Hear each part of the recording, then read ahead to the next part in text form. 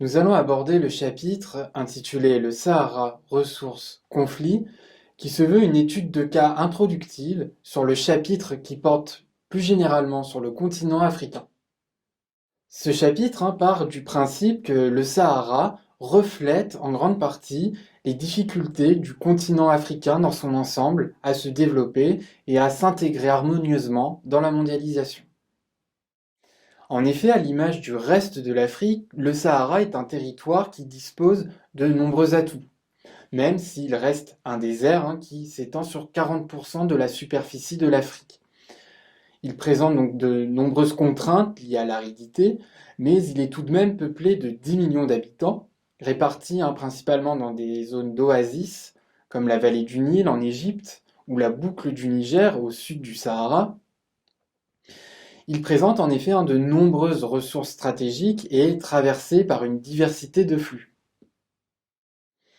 En revanche, et cela toujours à l'image du reste du territoire africain, la mise en valeur du Sahara est handicapée par des tensions, notamment géopolitiques, et des tensions liées à l'appropriation de ces ressources.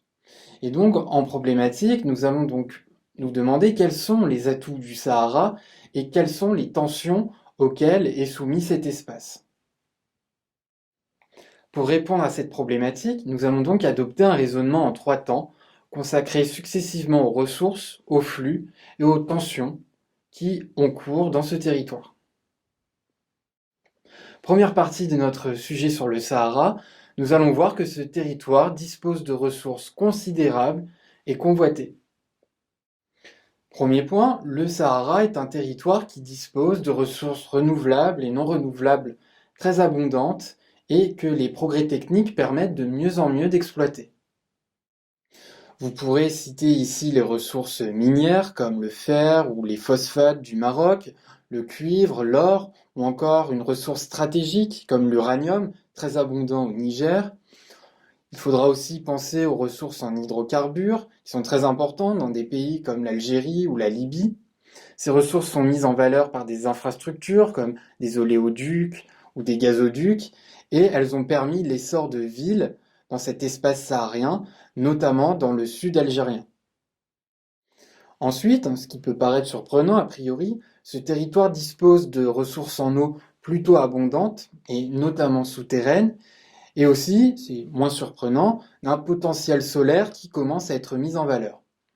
Cependant, l'exploitation de l'ensemble de ces ressources bute encore sur les problèmes des contraintes de ce milieu aride et surtout, il a pu donner lieu à la naissance d'économies de rente qui ne se sont pas forcément traduites par des dynamiques de développement pour les populations locales.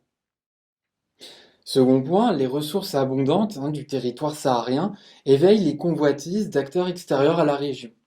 Il faut ici développer sur la compétition que se livrent les pays développés et certaines puissances émergentes pour l'appropriation des ressources du Sahara.